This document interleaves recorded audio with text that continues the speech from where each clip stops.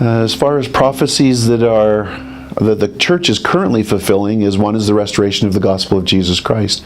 When Joseph Smith was in the process after receiving revelation concerning the truthfulness of the restored gospel, and then prior to having the experience with receiving the golden plates for translation, there are many prophecies that were given from the angel Moroni, one of which comes from the Old Testament, where you would find sons and daughters who would be receiving revelation, and they would speak the words of prophecy. I believe that has been fulfilled. I don't think that when I say that it has been fulfilled, that it's over and that won't take place anymore. I think that opened the door for that prophecy to be fulfilled from the Old Testament. The restoration of the gospel itself, so when the church was organized, starts to have the fulfillment of that which the restored gospel shall be here on the earth. You start to see elements of Paul's prophecies, if you will, that in the last days that you'll have prophets, you'll have priests, you will have an organization that would be the same as when Christ was here, but important components of revelation that will take place, evangelists, etc. I believe that has been fulfilled and continues to run through the church today.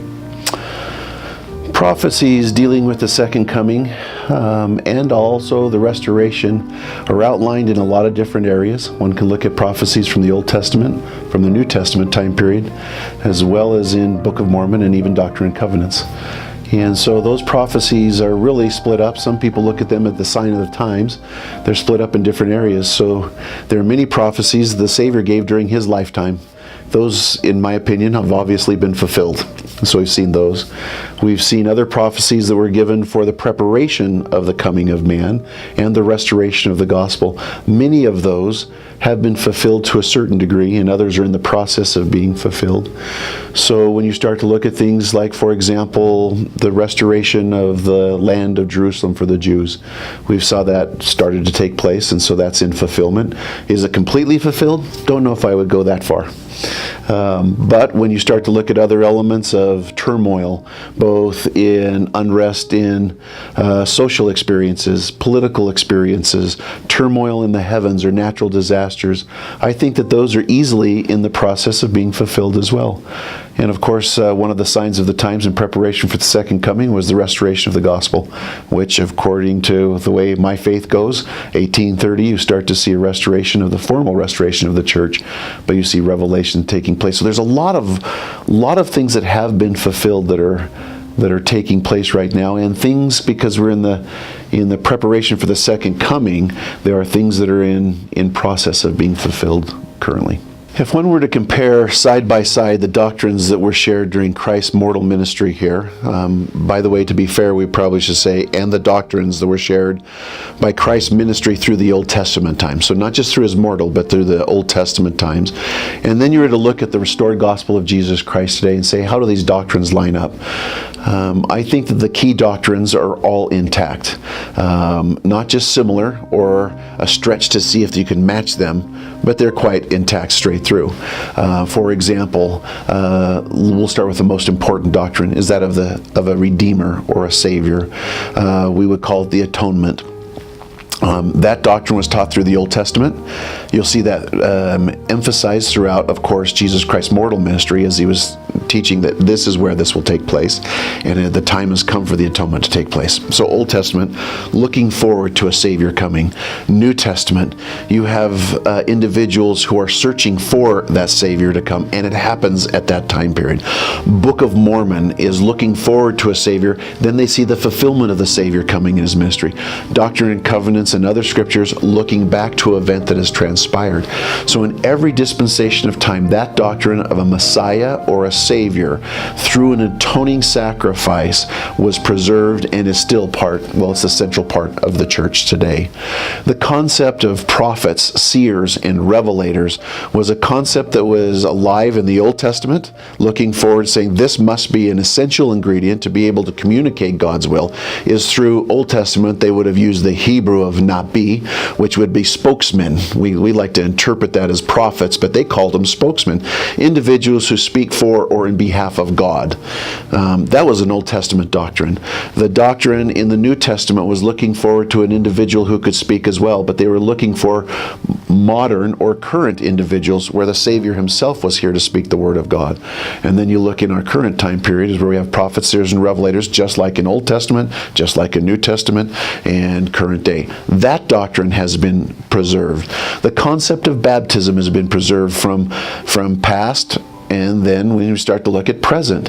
So baptism, which was the sign or the initiation of the atonement in modern day, as well as membership. Gift of Holy Ghost or use of Holy Ghost or the Holy Spirit, however one might communicate that, was a doctrine of the past, fundamental experience today. So if you were to look at one of the key points of doctrines within the Church of Jesus Christ of Latter-day Saints, one could look at the fourth article of faith as a nice little quick summary. Is simple principles and ordinances that have been intact from past and in present. The concept of being able to go forth and exercise faith, which of course would lead to repentance, which accordingly leads to ordinances of baptism, and then also Holy Ghost.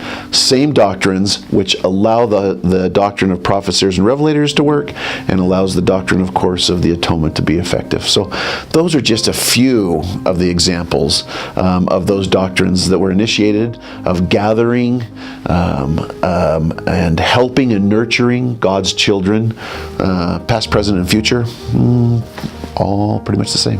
When one considers doctrines and principles of the gospel, one can read through those and have a basic understanding. What the first vision did something very special and unique. It painted a picture. So for example, when one talks about God, we believe in God. We believe in a Savior, a Redeemer, Jesus Christ. The first vision takes two basic doctrines of what some might call supernatural beings, or calls that of the theos, or our godly structure of God the Father and His Son, Jesus Christ. The first vision doesn't just talk about that. It describes it. It paints a picture that God and Jesus Christ are two separate beings. So you can read through that concept, and then it's up to yourself to be able to frame, well, what does God look like? What is the nature of God? How does God act? Well, how does this Savior work? The first vision, in a wonderfully poignant way, paints an image of, this is what God is like. Man is in His form. Yes, He is a tangible being. Jesus Christ is a separate entity. So that's one of the amazing aspects of the first vision, that takes doctrines and principles and put those in place. In a visual form, but also in a clarifying form. Now that's just the very beginning. So the first vision then sets forth also the key element that God continues to speak to His children. And He speaks through an authorized form, or at least in an organized form, so that the message is clear, that it's not coming from 5 different sources in 5 different flavors with 5 different messages. But here He establishes what was established before, is through these prophets, seers, and revelators, that He will show and He will demonstrate the doctrines, the principles of the gospel in a way where we can ask questions and clarification comes. So I always think of the experience with the restoration is God might say, well, it's time to do the sacrament. Okay, that's a great idea. By the way, what does that mean, sacrament? What's a sacrament meeting? How does one do that? Through this concept of the first vision, which was the initial stage of God speaking to man, renewing that prophet, seer, and revelator relationship, where now we can talk about doctrine, principle. Here's what faith is. And now we have a means by which that is answered in full detail with additional questions. How does faith work? Oh, here's how faith works. This is what baptism is. Well, how do we do baptism exactly? Oh, this is how baptism works.